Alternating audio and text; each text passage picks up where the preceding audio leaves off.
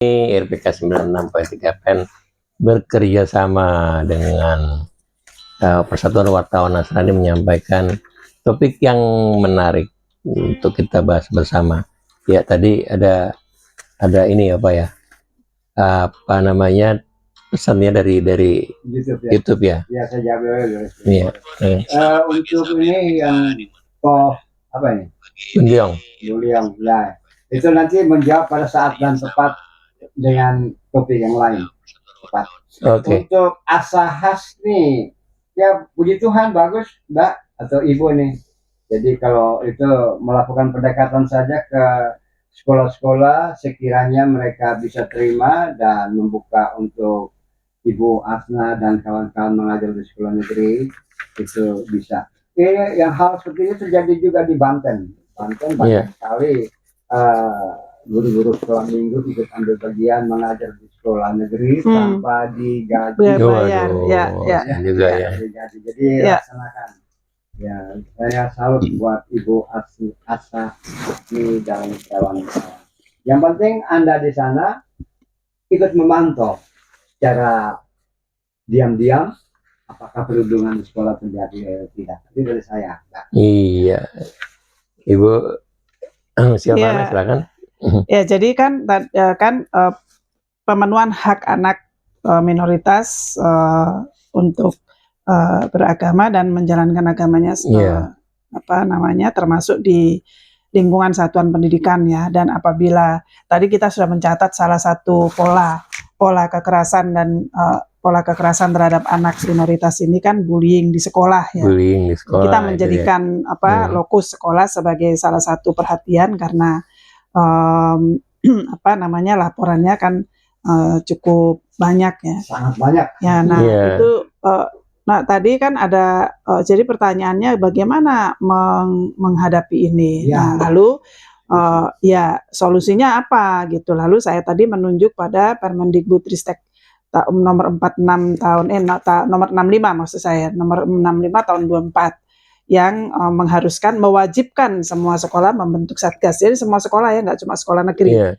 Semua sekolah membentuk satgas pencegahan dan penanganan kekerasan di satuan pendidikan. Nah, tugas satgas itu dari tampaknya cukup meliputi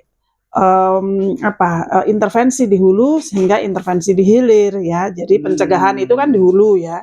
Dan itu juga penanganan itu di hilir. Nah, kalau prinsip-prinsip hak anak menjadi fondasi dan bekerjanya Satgas ini, maka kita bisa berharap banyak dari Satgas ini agar mereka berhasil mencegah dan menangani.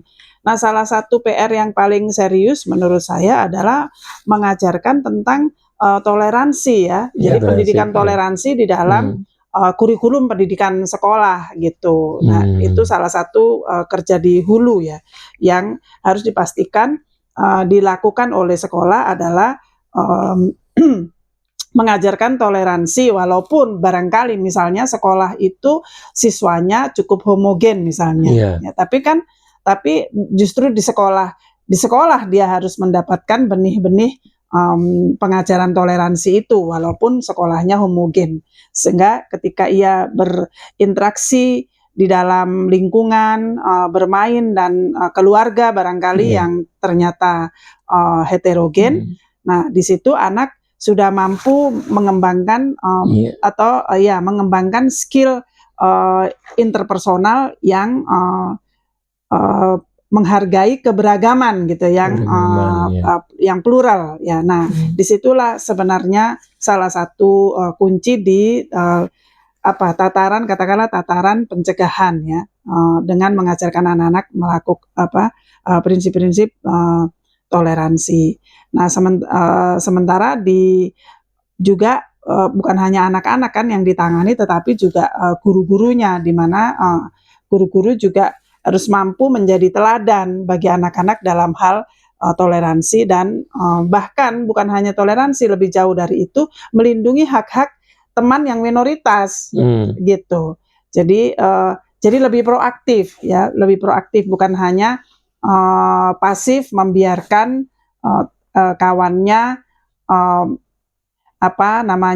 meyakini dan mempraktekkan keyakinannya dengan aman dan nyaman gitu, tetapi juga lebih proaktif di mana anak-anak bisa tahu kapan dia harus bersikap ketika misalnya terjadi kekerasan dan ketidakadilan terhadap kawannya yang minoritas.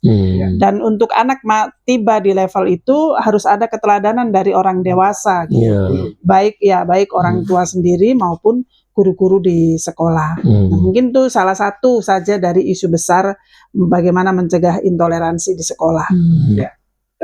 Pak Tony, di YouTube juga terlihat ada pertanyaan atau mengungkapkan hal yang sama yang seperti tadi saya ungkapkan, bahwa bullying di sekolah juga terjadi oleh anak-anak orang ekonomi mampu yang tadi saya sebutkan terhadap anak-anak yang ekonomi lemah.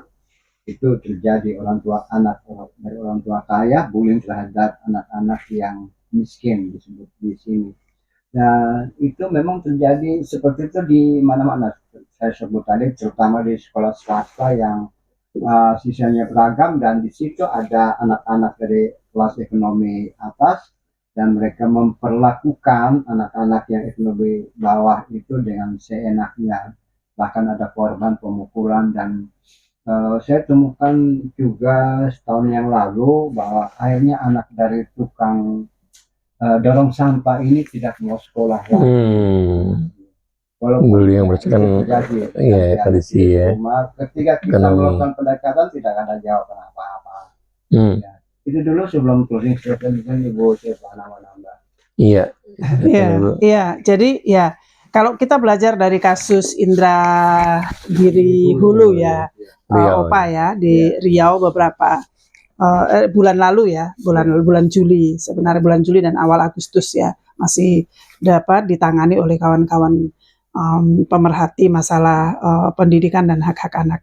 Itu memang PR-nya masih sangat banyak dan kompleks PR yang harus dikerjakan oleh sekolah maupun oleh pemerintah, tapi juga tentu oleh masyarakat dan pihak-pihak yang lain Kita selalu bicara soal pentahelix collaboration itu kolaborasi pentahelix. Mengapa saya sih berharap kasus di Indragiri Hulu itu tidak hilang begitu saja proses hukumnya saya berharap mendapatkan update nanti terus terang belum ada update terkini, tetapi di luar itu PR yang sangat serius yang cukup kompleks harus diambil oleh sekolah agar tidak terjadi lagi Nah, dan korban ditangani dengan baik. Nah, kalau dari segi regulasi atau kebijakan internal sekolah tadi saya sudah menunjuk Permendikbud tapi juga itu penting menjadi perhatian bukan hanya sekolah di mana kasus terjadi tapi sekolah-sekolah lain di Provinsi Riau dan wilayah lainnya di Indonesia. Nah, saya juga sudah menyebutkan pentingnya edukasi dan sosialisasi pendidikan toleransi di sekolah, melakukan penyadaran publik yang lebih luas terhadap anak publik di sekitar sekolah maupun keluarga dan masyarakat di kabupaten itu, dan juga melatih guru-guru dan tenaga pendidik agar bisa menjadi champion toleransi dan menjadi teladan dengan demikian bagi anak-anak dalam menghormati anak lain yang berbeda agama. Dan kepastian hukum dan penegakan hukum memang salah satu aspek yang harus kita pantau dengan baik walaupun ujungnya tentu bukan penghukuman karena kita tidak menggunakan pendekatan penghukuman terhadap anak tetapi dalam kasus di Indragiri Hulu tetapi penegakan hukum dalam artian di mana ada kepastian bahwa kasus ditangani mulai dari menyediakan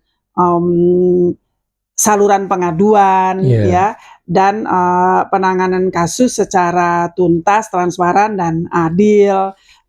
Kemudian kalau dia dibawa ke proses hukum juga dipastikan proses hukumnya sama transparan, tuntas dan adil. Nah, ini yang dan ada perlindungan kepada saksi dalam kasus, kebetulan kasus di Indragiri Hulu ini juga ada saksi-saksi yang didengarkan testimoninya ya, anak-anak yang melihat bully itu terjadi. Nah, ini juga diperlukan kepastian bahwa anak-anak seperti ini terlindungi sehingga kesaksiannya murni gitu ya. Nah, juga kerjasama lintas sektor ya, pelibatan berbagai unsur dalam masyarakat yang memiliki tanggung jawab untuk melindungi anak-anak. Nah, ini yang kemudian menjadi PR bersama kita ya, agar intoleransi tidak terjadi lagi terhadap anak ya, diskriminasi dan kekerasan terhadap anak minoritas tidak terjadi lagi, dan mereka sungguh-sungguh dipastikan bisa menikmati hak asasi mereka, hak konstitusional mereka untuk meyakini dan mempraktekkan, mengekspresikan keyakinannya itu tanpa harus mengalami diskriminasi dan kekerasan. Mungkin itu. Iya. Oh Pak Jabi, kita minta closing statement-nya. Terima kasih Pak Irjen Roni F. Sompi, pesannya bagus. Nah, saya ingin sampaikan kepada sahabat LPK bahwa ada pesan yang indah dari Irjen Roni Sompi. Apa ini? Bahwa indah dalam keberagaman, kuat dalam sinergi, dan besar dalam budaya. Dan untuk itu solusi terbaik mencegah bullying terhadap anak. Terima kasih Pak Irjen Roni F. Sompi yang ada di mana nih beliau nih sekarang di sini. Baik, sahabat RPK dimanapun berada, demikian bincang kita, diskusi kita pagi ini.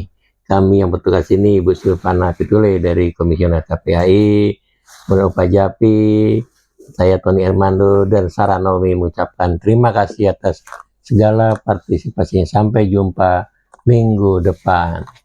Salam. Shalom juga. Terima kasih.